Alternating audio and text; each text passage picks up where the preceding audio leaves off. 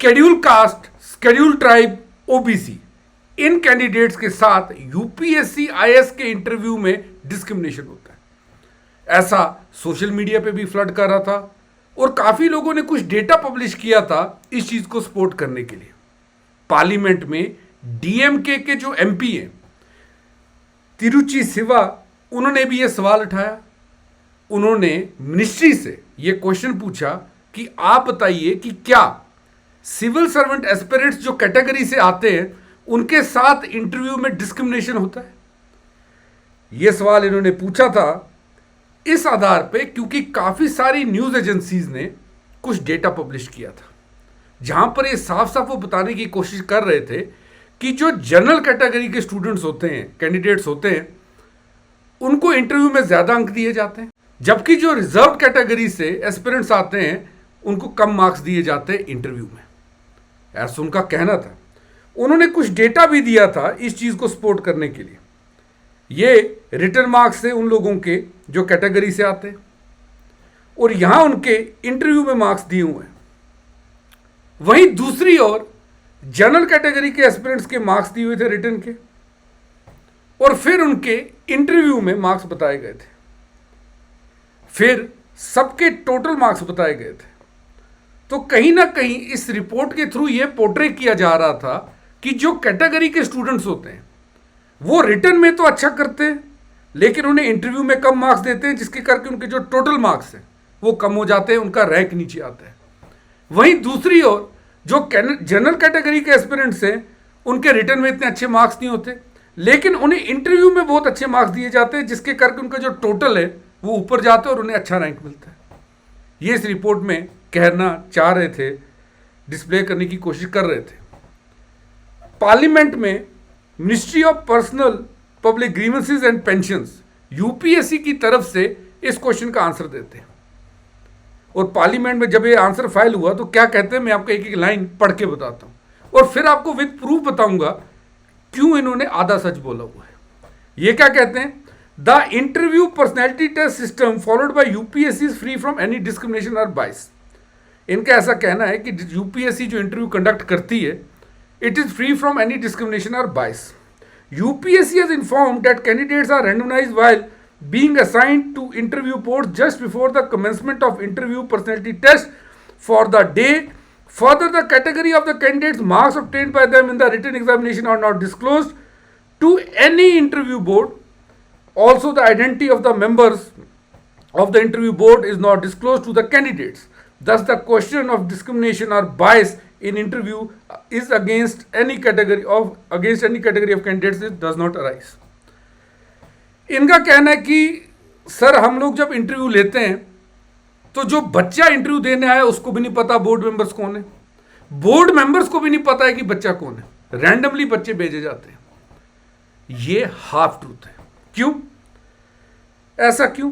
यानी ये कहना चाह रहे हैं कि हमें तो पता ही नहीं सामने वाला बच्चा कौन है, इंटरव्यू जो ले रहे हैं उन्हें पता ही नहीं है सामने वाला बच्चा कौन है, किस जाति से आता है।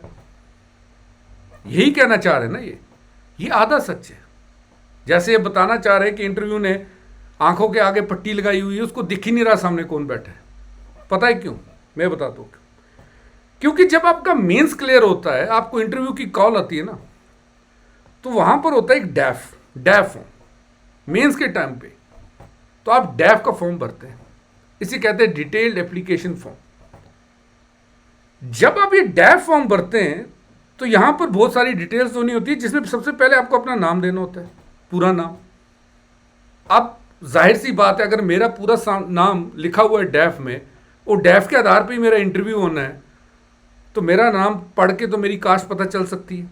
चलिए मान लीजिए नाम नहीं भेजते, चलिए मैं मान लेता हूं। डैफ में और डिटेल्स पता है क्या भरी होती है, ये मैंने किसी और के डैफ से उठाया हुआ है। वहां पर कास्ट भी मेंशन होती है, क्योंकि आपको अगर आप एससी या ओबीसी कैटेगरी के आते हैं तो आपको सर्टिफिकेट लगाना होता है, तो आपको कास्ट लिखनी होती है, आपकी स्टेट लिखी होती है, आप क्रीमी लेयर से है नहीं है वो भी मेंशन्ड होता है। इवन ये मेंशन्ड होता है कि कहीं आप मिनॉरिटी कम्युनिटी से तो नहीं आ रहे।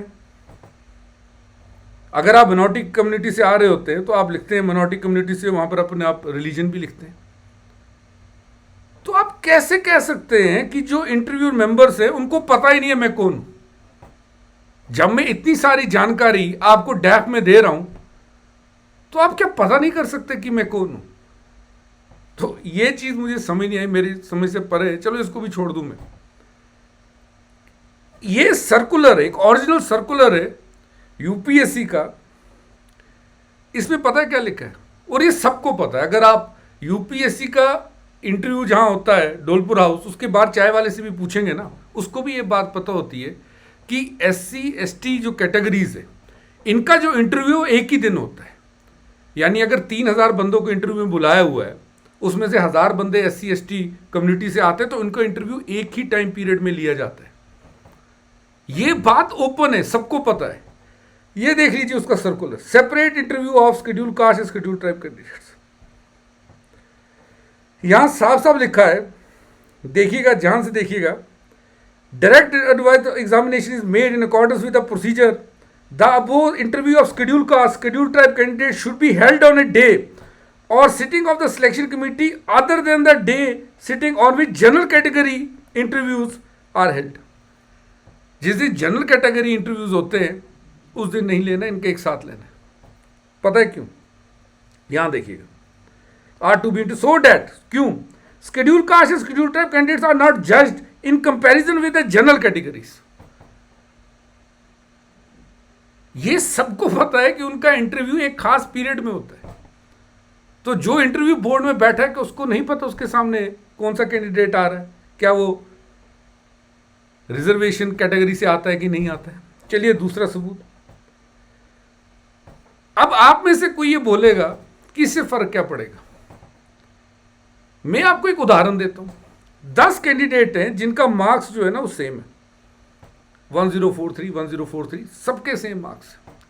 यूपीएससी का एक रूल है कि जब कैंडिडेट्स के मार्क्स सेम हो तो उनका रैंक पता है कैसे डिसाइड किया जाता है। वो रैंक ऐसे डिसाइड किया जाता है कि इनके कॉमन सब्जेक्ट्स ले लो, यानी ऑप्शन छोड़ के, ऑप्शन अलग अलग हो सकता है। ऐसे GS1 GS2 GS3 GS4 ये ले लो, कॉमन सब्जेक्ट्स ले लो, प्लस इंटरव्यू के मार्क्स ले लो। अब जो स्कोर आएगा उस स्कोर के आधार पर आप इनको रैंक दीजिए। यानी स्कोर अगर सेम भी है तो भी यहां पर जो इंटरव्यू के मार्क्स है ना, ये डिसाइडिंग फैक्टर बन जाते हैं। और आपको ये पता ही है कि 10-15 मार्क्स आपको आईएएस से बाहर निकाल के ग्रुप बी सर्विसेज में भी डाल सकते हैं। तो ऐसे डिस्क्रिमिनेशन होता है। और जहां मिनिस्ट्री का ये कहना है कि हमें तो पता ही नहीं भाई साहब कौन है, हमारे सामने इंटरव्यू देने कौन आ रहा है, तो ये देखिए ना, डैफ है, आपके इंटरव्यू का सर्कुलर है कि एक ही दिन इंटरव्यू होता है। तो आप कैसे कह सकते हैं कि हम लोग बायस नहीं? नहीं, आप मेरे को कमेंट से बताइए, ऐसा हो सकता है? कहीं ना कहीं तो सवाल तो उठते ही है ना, तभी तो ऐसी खबरें छपती हैं, तभी तो आपके मेंबर ऑफ पार्लियामेंट सवाल उठाते हैं। आगे बढ़ने से पहले एक चीज आपसे शेयर कर दूं कि यदि आप यूपीएससी की तैयारी कर रहे हैं, एक रिबेट आपको दे रहे, 20% फ्लैट्स ऑफ है, डिस्काउंट है हमारी सब सब्सक्रिप्शन पे। NAVI57 कोड भी आप यूज कर सकते हैं। इसी के साथ साथ 10 दिसंबर को आप सब यूपीएससी एस्पिरेंट्स के लिए कुछ सरप्राइज है, एक यूनिक गिफ्ट है, डिस्क्रिप्शन में लिंक है, खुद को नोटिफाई मी दबा के ना एनरोल कर लीजिए और देखिएगा सरप्राइज क्या है। 18 महीने की हमारी सब्सक्रिप्शन है, पूरे का पूरा आपका एक जो कोर्स है वो तो पूरा हो गई होगा, साथ में रिवीजन भी, प्रीलिम्स एग्जाम में पूरे का पूरा कवरेज करंट अफेयर्स का, और भी बहुत कुछ। इसके बाद आपको मेंस के लिए 3 महीने की फ्री सब्सक्रिप्शन भी। जैसे मैंने कहा 20% ऑफ है, तो हमारी जो आप देख पा रहे होंगे जो कॉस्ट है वो 20% ऑफ पे। केवल प्रीलिम्स की तैयारी करनी है तो we have a prelims only batch at 9,999। जल्दी से अपलोड कीजिए। केवल सीसेट पढ़ना है 7,499 रुपीज़ में। इंडिया की बेस्ट फैकल्टी मधुकर सर आपको सीसेट पढ़ाएंगे। तो अब आप बताइए मेरे को, क्या ऐसा हो सकता है? आपका इस विषय में क्या कहना है? क्या सच में डिस्क्रिमिनेशन होता है? मेरे को जरूर बताइएगा। Thanks for watching Unacademy. Let's crack it guys.